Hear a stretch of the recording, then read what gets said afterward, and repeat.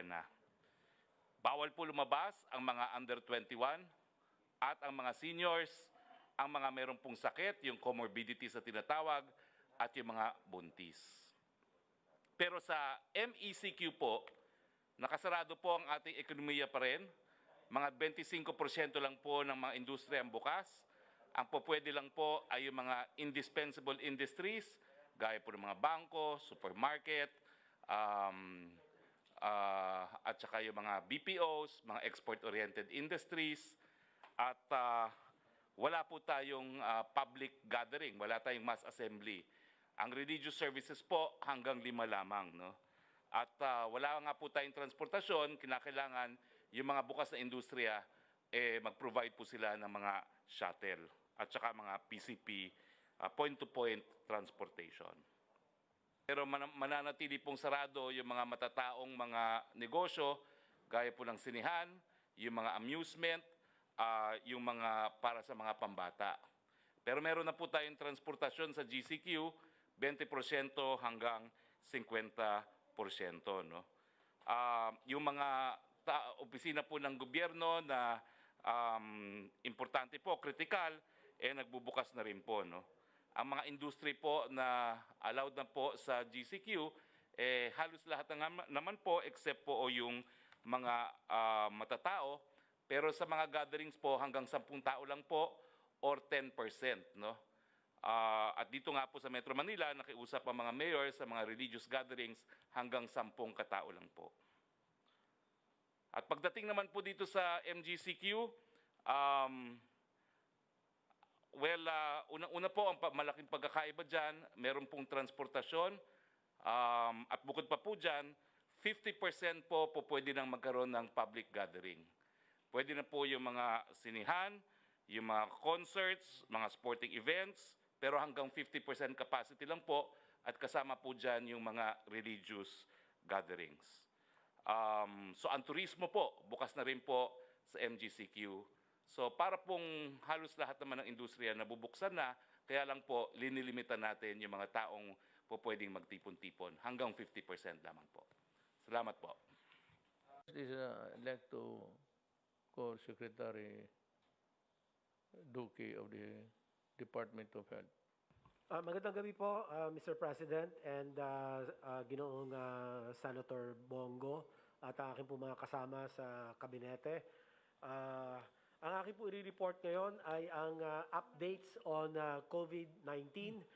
As of August 31, may nadagdag na mahigit 3,000 kaso or 3,446 new cases. Sa nadagdag, next slide please, sa nadagdag na 3,446 cases, 2,965 ay fresh cases at 481 ay late cases.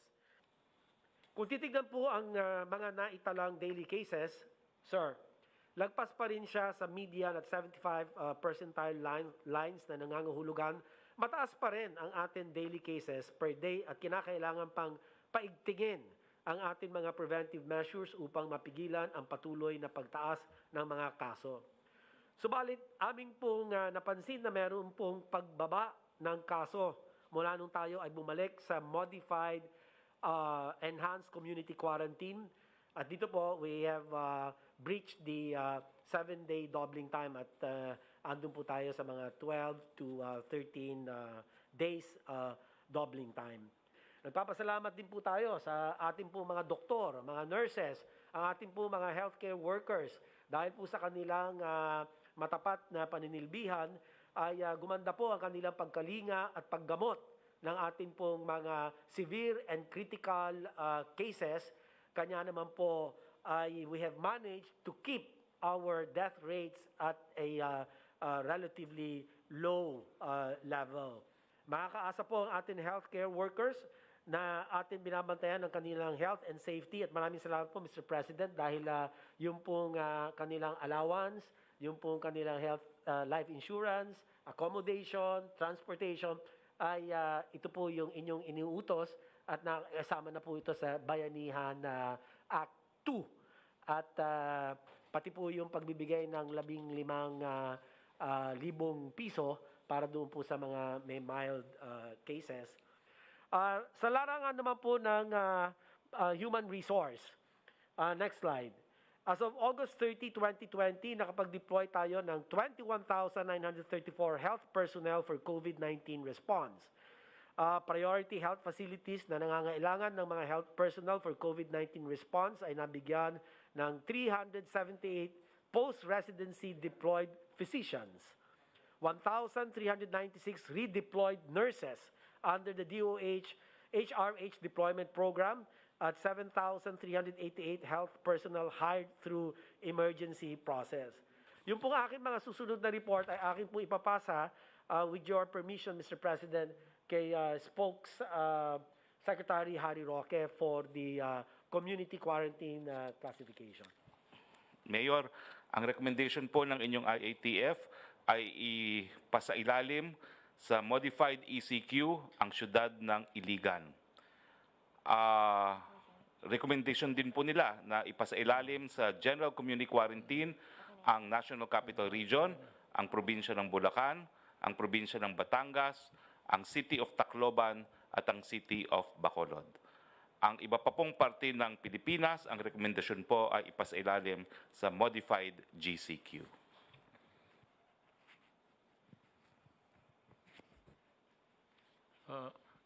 Any other? Are you through with your report, Secretary? We're done, Mr. President. Thank you, sir. Who's next? Secretary Tulves. Sir, to support the report of our Secretary of DOH, we have remaining focus areas na tinitingnan po natin, mahal Presidente. Ito po yung NCR with 17 LGUs, yung Calabarzon kasama po ang Cavite, Laguna, Rizal, and Batangas, yung Central Luzon kasama po ang Bulacan, Pampanga, Bataan, Zambales. Sa Zambales po meron pong po sa Masinloc, pero kayang-kaya po ni Governor Abdani po at nag-usap na po kami. Sa Western Visayas, sa Iloilo City, Iloilo, Negros, Bacolod. Sa Bacolod po, sir, tinulungan po natin yun, yung City Mayor doon, si Mayor Bing. Nagpadala po tayo ng through the BioCare, nagpadala po tayo ng 400 na remdesivir at saka meron po tayong 2,000 na PPE. And then nagpa-deploy din po tayo ng 5 high-flow nasal cannula. Dahil po kailangan po nila dahil kasi may mga severe cases po doon. So natuwa na po si Mayor Bing dahil mabilis po yung ating kasi po nag-usap po kami ng Secretary po ng SBG na mapabilis po yung yung transport at nagpapasalamat po kami kay Secretary Del na napadala po kaagad yung kailangan po na mga gamot para po doon sa critical doon sa Bacolod City. Mahal na Pangulo, pumunta rin po ako sa Northern Luzon. Binisita ko rin po yung Northern Mindanao, yung Cagayan de Oro. Tumaas po yung kaso ng Iligan City at nagpapasalamat din po ako kay Mayor po na Oka Moreno na tinutulungan niya po yung Iligan. So yun po ang ginagawa po natin, pinag-ano po natin yung ating mga mayors, lalo na dito sa NCR, nagtutulungan din po sila. So yun po ang ginagawa po natin. Then tumawag rin po si Mayor Beng Climaco, nag-text po siya, kailangan niya po ng test kit, so magpapadala rin po tayo dahil kasi tumataas din po yung kaso niya because of the LSI at saka po yung mga importations at saka may mga local transmission na po siya doon. And then marami po tayong i-construct, sir, na ang target po natin, expand po natin ang capacity natin sa ating mga hospitals na more or less 1,000 po na additional beds. So may expansion po tayong ginagawa sa PGH, meron po tayong expansion sa Rizal Hospital, meron din po tayo sa Quezon Institute at sa iba pang mga hospital dito sa Metro Manila na more or less 1,000 na beds po ang yan po natin doon. Kasi pagka nagplano po tayo magbuluwag sa ekonomiya, kailangan po talaga palakasin po natin ang treatment facility po natin, especially po yung ICU at ating mga ER. At the same time, palakasin din po natin yung treatment capacity po lalo na po ng Metro Manila at saka yung mga centers na nakikita po natin na pagka nag-open po ay may possibility po na umangat po ang mga severe cases. Sa ngayon po, natutuwa po kami dahil kasi Sa pagbisita po namin sa mga ospital, nakita po namin talaga na yung ating mga doktor at saka mga nurses, wala pong tigil ang kanilang pagtatrabaho.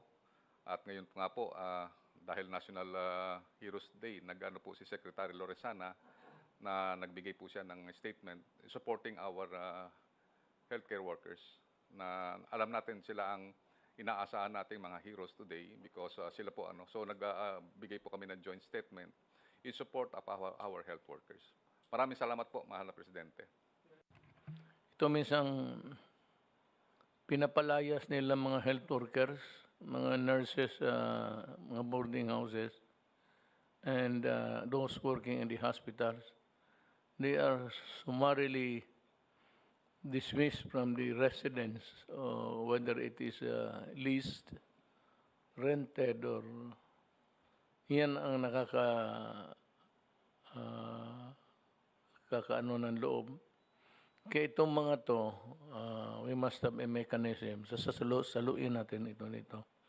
We can always rent. Maraming bakanting hotel ngayon.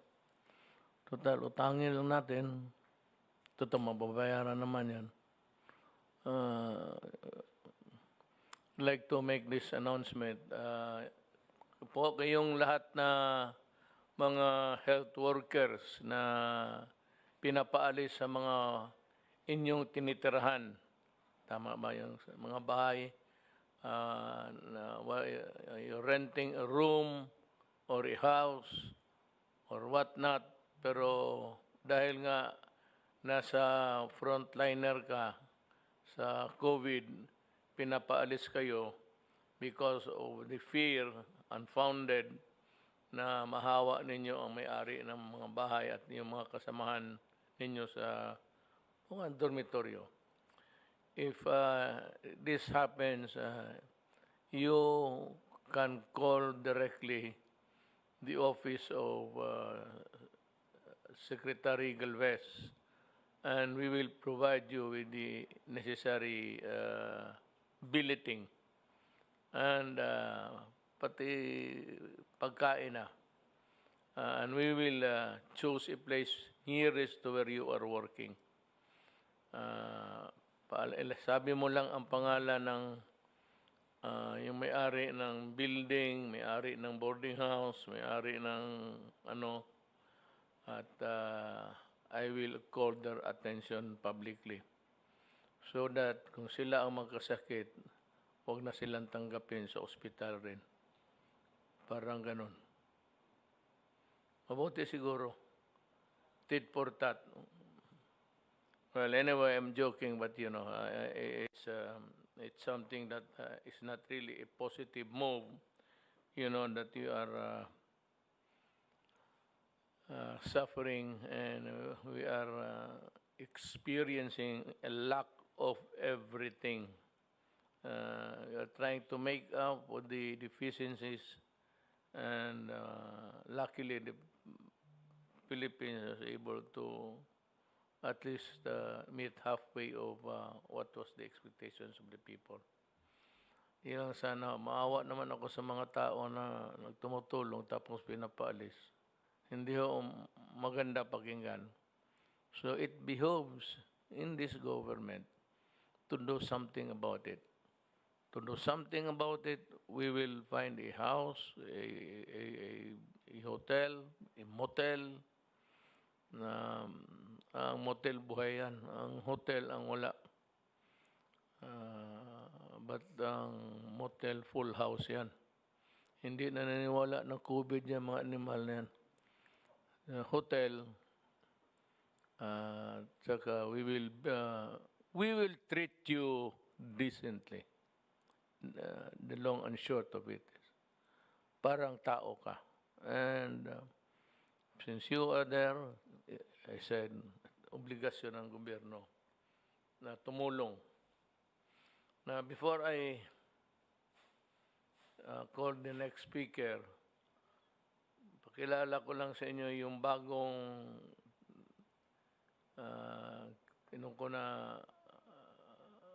PhilHealth, si Giran.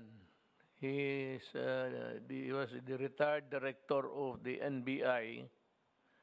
Si Giran, he is a lawyer and an accountant. So, palagay ko, sabi ko sa kanya, the next 2 years will be devoted to fight against corruption. Maghanap kayo ng makakulong natin para may maiwan tayo sa kulungan ng mga, sabi ko, I'll give you just like the NBI and customs. I called Jagger, si Guerrero dito, commissioner. Sabi ko sa kanya, I want to see a reshuffle of the different regional offices within the next 2 or 3 days. That goes for the NBI, pati PhilHealth. Yung mga tao na ayaw tanggalin, bigay mo yung pangalan nila. I will send them a memorandum. I will ask them to report to me dito sa Malacanang. Total, pagkatapos wala naman ang gamit nito. I will ask them to do a research on how not to serve a government properly. That should be yung thesis na. How not to serve the government properly. You study on that, and yung lahat ng regional vice president, tanggalin ninyo, whether performing at par or in parity with the other good ones. If they are there for so long a time, the element of familiarity always enters the picture. Yan ang mahirap dyan. So, kung matagal na, tanggalin na. Yung ayaw magtanggal, ayaw magpatanggal, mag-report kayo dito sa opisina. And anyway, the Secretary of Justice is winding up his investigation. I think that he has seen proof enough to come up with an indictment. I hope that this sad episode in our national life, in our journey towards nation building, will be somehow corrected. Wala na bang ibang magsalita? Delphine, then next is tapos we'll reserve the last slot for the incoming health. Mukhang matapang to. Ang hairline hati na lang. Mahusay na to. Must be studious. Sige, Del, you can proceed. Magandang gabi, Ginoong Presidente. 3 bagay lang po. Una, yung ating repatriation ng OFWs, tuloy-tuloy pa rin. Yes. Na-stabilize na po natin yan. Ang average natin ngayon is 1,500. Ang total po na dumating so far since April is 174,000 na. So, okay lang po yan. Dumating na po yung 3rd batch ng ating mga namatay sa Middle East, 72, nung weekend. 62 po yung COVID-related, yung 10 hindi COVID-related. Yung 3rd batch din po ng mga Pilipinong umuwi galing sa Sabah, dumating na nung 2 days ago, 379. Na-testing na po sila doon sa Sabah bago umalis. COVID-free po sila lahat. Karamihan po dito ay nakatira sa Tawi-Tawi, Hulu at saka Basilan. Kunting Sambuanga. So okay lang po yung ating mga repatriation. Salamat po. Yun lang po. Well, if there is one thing that we have shown a consistent behavior. It's really our treatment in the matter of receiving our returning fellow Filipinos from abroad. Lalo na nung pumutok ang COVID, everything closed down. Dito, nawala ng trabaho, mas lalo sila noon. Ang problema kasi mas malayo sila, mas kulang ang pera. Now, we had to intervene, and I am not, hindi ako ganito, but I am not prone to just throw away praises, but yung trabaho model was really a good one, and I'd like to thank you for it. Ma'am, Secretary of Education, Secretary Brunes. I would like to brief you, Mr. President, on the recent directives which you issued, wherein you specifically mentioned the Department of Education. But before that, ano ang status ngayon ng enrollment natin? People were saying, especially the left and the opposition, that nobody will enroll because of COVID, and they were calling for academic freeze, kuno. But right now, Mr. President, as of this morning, abot na ng 23.9 million learners ang nag-enroll. Really? Yes. Every day may humahabol, no? And regional target natin, sabi namin, kung makuha lang natin 80% of last year's enrollment because of COVID and the downturn in the economy, okay na yan. Yun ang aming commitment sa NEDA. Pero ngayon, it's already 86.8% ang of last year's numbers. Ang public school natin, Mr. President, 97% na of last year's enrollment nakuha natin. I'd also like to report, Mr. President, kasi we are introducing, and thank you for mentioning in your SONA, the approach to learning which we are initiating, yung distance education as well as blended learning. Sabi namin, i-dry run namin, i-simulate namin, kasi ngayon lang ito nangyayari na aside from online platforms, we will be using TV, we're going to use radio, in addition to printed materials. So, umabot na ng 516 schools all over the country, nag-dry run, at nakita natin ang mga challenges na ko-correct kaagad. So, ang challenge na remaining, Mr. President, are the learners from the private sector. Kasi 43% pa lang ang mga learners from the private sector ang nakabalik. But we believe that with the opening of the economy, makakuha na uli ng trabaho ang mga parents, ang OFWs, may trabaho na sila. Kasi karamihang OFWs usually send their children to private schools, small or big private schools. At saka yung alternative learning, yung mga nagtatrabaho, they go to school at night, they go to school on weekends. Dahil wala silang trabaho, siyempre yun ang hinaharap nila. So, ito ang unti-unti na ngayong dumadami. Tapos, last August 24, Mr. President, sinabi ninyo sa Davao that itong problems natin, itong challenge of yung sinasabi nating psychosocial challenges, sinabi ninyo that we must be able to refer them to a particular entity or person where they can ask for deliverance. Sino kayang mabuti? Ang sabi ninyo, and we are very touched and humbled by your statement, mabuti pa ang mga teachers. They have a stronger sense of responsibility because of their training sa kapwa-tao. So, dalawa yung directives na ginawa ninyo, specifically na mention ninyo ang Department of Education. Una, yung August 24 na nagsabi kayo that we should exert more efforts in strengthening yung mental health ng ating mga youth, not only the youth but also our teachers.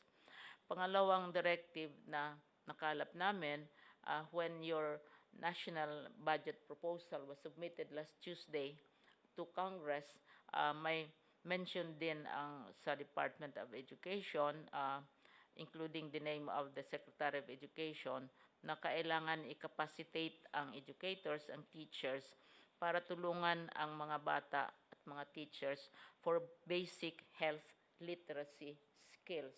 Nandoon din yon sa budget proposal ninyo. Kaya i-report namin.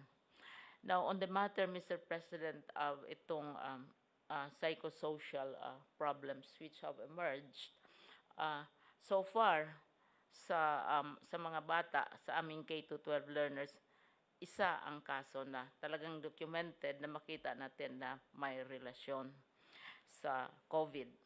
Na sinasabing dahil sa COVID, nag-suicide itong bata. Pero paniwala namin, Mr. President, na ang malaking challenge ngayon sa psychosocial conditions ng ating mga tao sa gobyerno, mga bata, mga teachers, yung general mental health issues.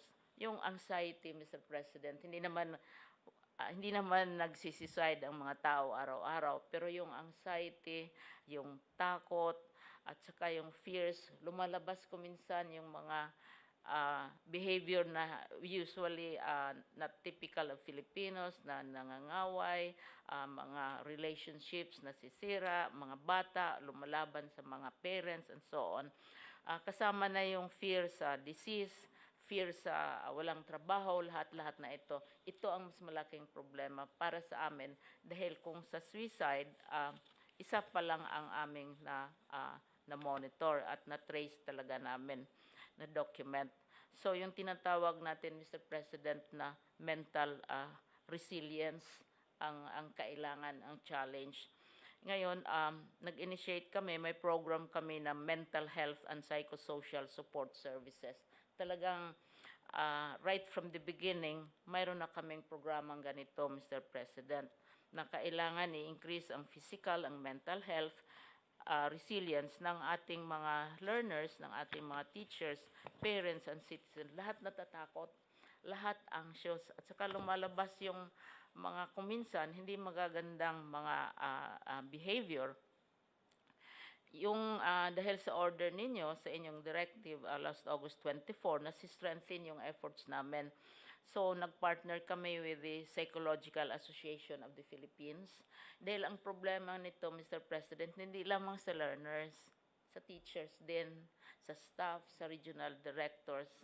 Kanina nga sinabi ko kanina sa aming press conference na sinasabi natin we are celebrating national heroes. But I would nominate the person in government as a hero.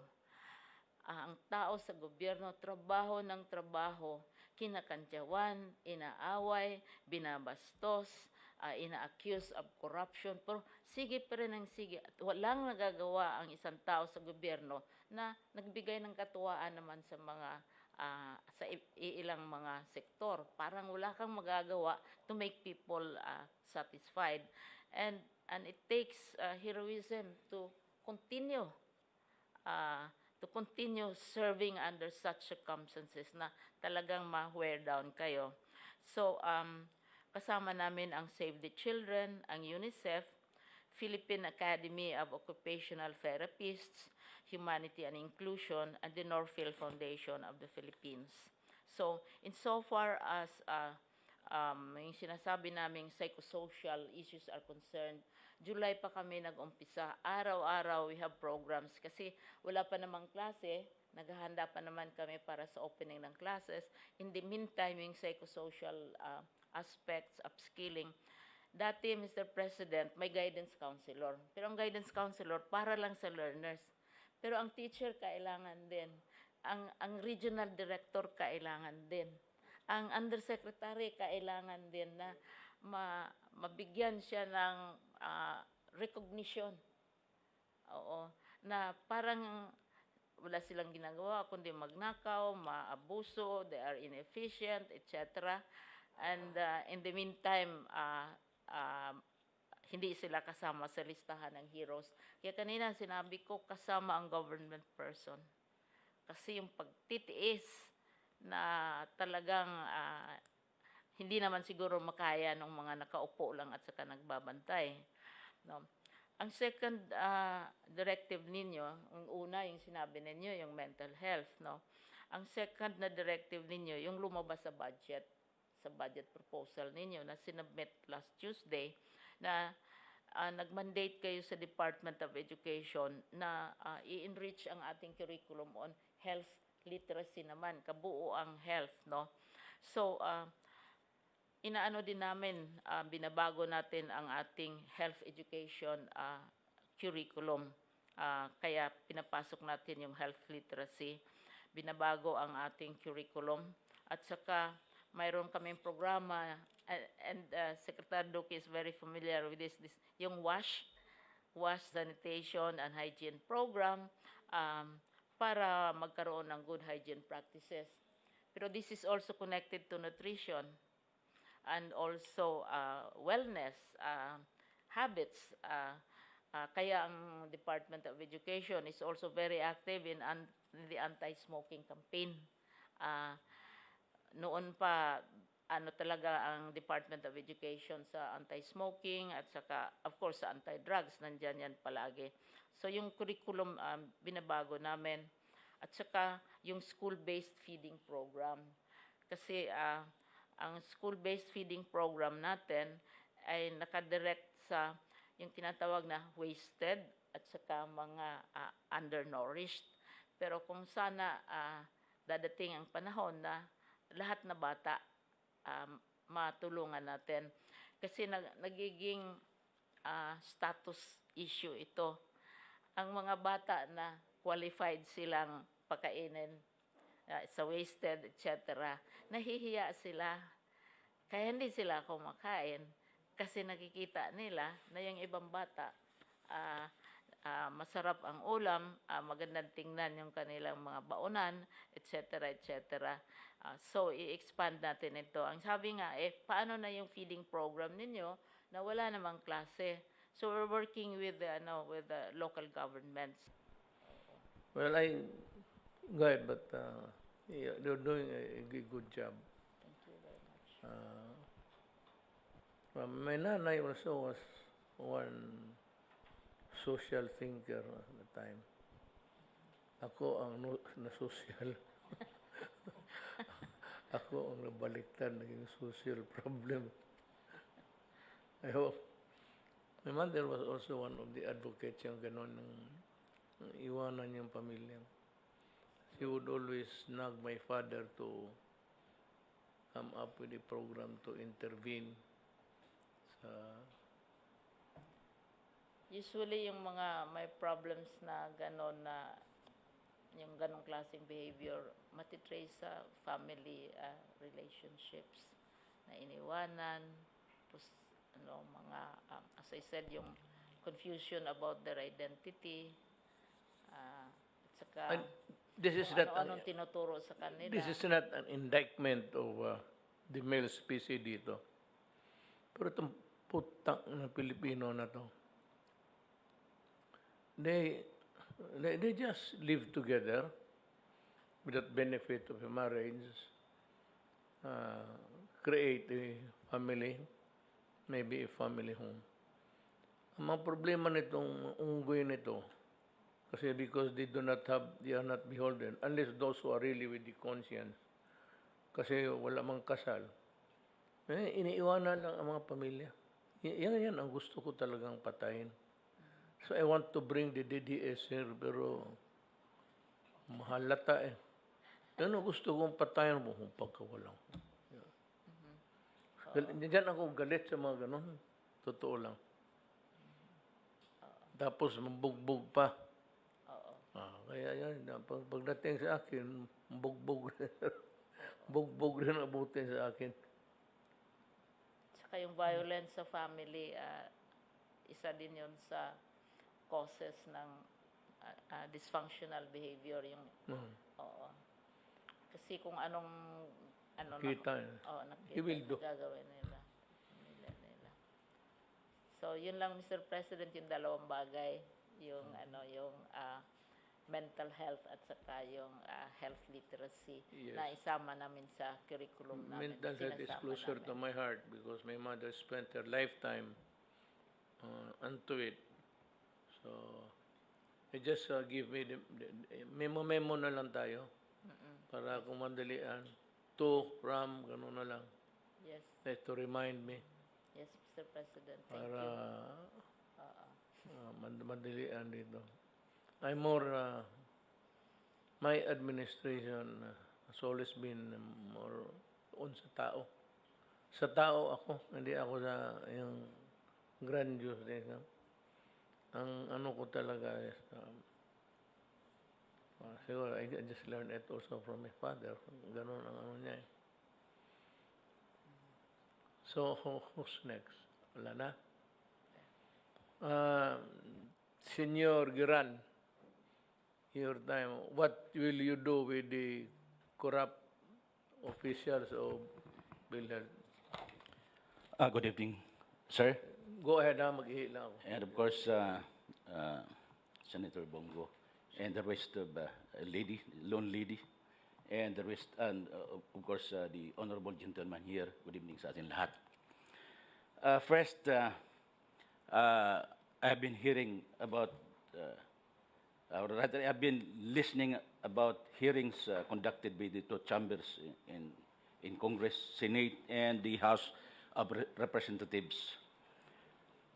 I was really aghast about the sorry state of PhilHealth.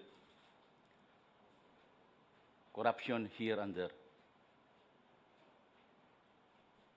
The investigation is not yet over, but Senate has indicated that they will render a report next week, and there will be cases filed. The NBA is also investigating it. They know the gargantuan task of doing the job of the leader of PhilHealth. But I don't know why they pursue with it. As a matter of fact, I did not apply for the position because I know it's a very tough job. But you know, as just like a good soldier, just like General Galvez and for Secretary of National Defense, I'm also a good soldier. I'm one who would not back out from a mission. And this is a mission. I know it's a huge mission. And I am consoled by the fact that this early, there have been supports coming in. First, the gentleman here, he was telling me he will act as a consultant pro bono. And then there is Senator Bongo who told me that he will support me. Sabi niya, Dante Tol, gusto ko ibalik ang pera ng taong bayan sa kanila. At pag may naimbestigahan ka dyan, at saka may mga luko-luko dyan, putulin mo yung kamay nila. Gano'n ang salita ang NBI? Di po, si Senator Bongo po, sir. So, and I have a lot of text messages here supporting me for the position, for the assigned task. And all I have to do is to restore the trust and confidence of our people to PhilHealth. Restoring the trust and confidence of our people to PhilHealth is equivalent to restoring the trust and confidence to our government, to the governance. And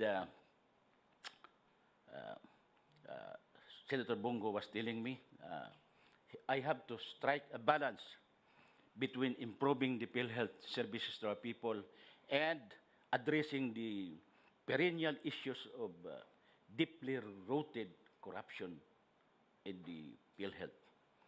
And for this, sir, Mr. President, I would say for another, thank you very much for giving me the privilege to serve our people. This is a privilege that is not given, that is not offered to everybody. And this is an honor for me. Not only for me, but the name of my parents already. Tante, And kinuha kita, I called the three of you. Yung NBI na papalit sa iyo, pati si Jagger. Well, si Jagger kasi, total pag-usapan lang naman din. There were times that he relied more on people that were already old hands there.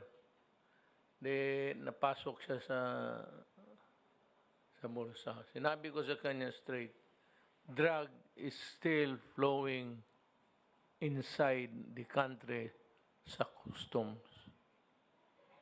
Sabi ko, gusto ko sana sabihin kanina na, di ba naghingi may siya ng baril? Sabi ko, approve the purchase of firearms and until now, wala ka napatay na isa. So, sabi ko sa kanya, shape up. It is when you are new, you are a babe in the forest, and you begin to rely on people with whisper that, sir, tutulungan ka namin dito. And when they gain your confidence, you become to rely on what they say until you believe that they are doing the right thing. Kaya sabi ko sa kanya, Ritso, ang droga pumapasok pa rin. Gusto ko pumatay ka dyan ng total bakapan kita, hindi ka makulong. Basta droga, barilit, patayin mo. Ayan ang usapan eh. Bagay, ikaw wala ka na. Yung si pamalit si Distor, okay yan? Is doing Okay right, sir. Hindi corrupt. Ay, hindi po, sir. Yan lang. Go after corruption. Not you being the corrupt, the culprit. Tulungan ninyo ako. Kawawa ang bayan. Naawa ako talaga sa bayan ko. Believe me, my heart bleeds for my country. Yung unabated corruption and with no end in sight, and another election coming up, and you see the same old faces there. So, the same old bata-bata, kung sino yung mga tao nila, wala. Patay.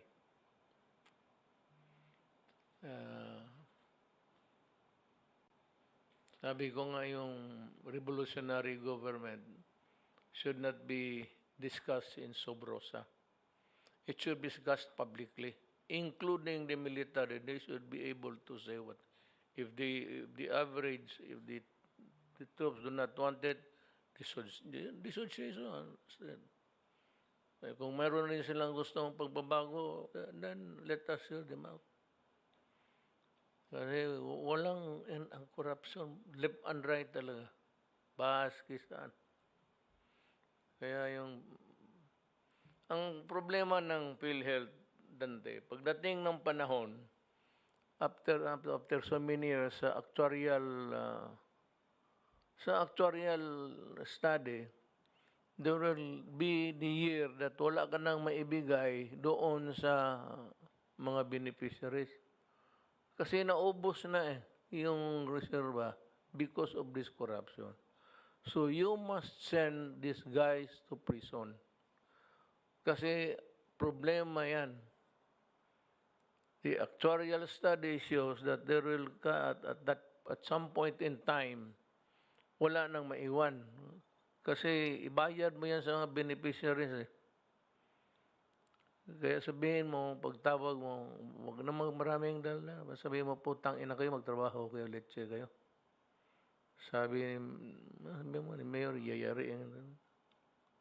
Gusto niya, yariin ko kayo. Pati yung diskumpiyado, ayaw. Bigyan mo nga't pangalan kasi pa-assign ko dito. Ulitin ko po, tapos na sabi ni Secretary Roque, pero gusto kong ulitin, Iligan City Modified Enhanced Community Quarantine, ang areas ng NCR, Bulacan, Batangas, Tacloban, Bacolod ay nasa General Community Quarantine. The rest of the Philippines is under Modified General Community Quarantine. Ngayon, dito sa effect ng COVID sa pag-aral ng ating mga anak, kailangan natin na tulungan, lalo na a tertiary education subsidy for dependents of displaced, non-returning, repatriated, or deceased OFWs due to COVID-19. The education subsidy will be given to one college-level beneficiary from a qualified OFW enrolled or is intending to enroll in state universities and colleges, local universities and colleges, and CHED recognized private higher education institutions in the school year 2020. Ang tulong po sa edukasyon sa mga anak nito is a one-time grant of 30,000 pesos. The project will be allotted with the amount of 1 billion, which will benefit about 33,000 students from 33 OFW families. This is a project of the Commission on Higher Education, or CHED, and the United Financial Assistance System for Tertiary Education, or UNIFAST, in collaboration with the Department of Labor and Employment. Mga details po nito, kunin lang ninyo sa CHED, sa DOL, o sa OWA. Ang susi talaga sa paglaban sa COVID is, iyon, ingat, maskara, hugas, pati iwas, distancing. Pagka ganon, kayo, pag maganda, bahala ka na dyan, tabihan mo. Pero pag may asawa o palayo ka para malayo sa disgrasya, isali mo yan, ha? May maraming gagong. Okay?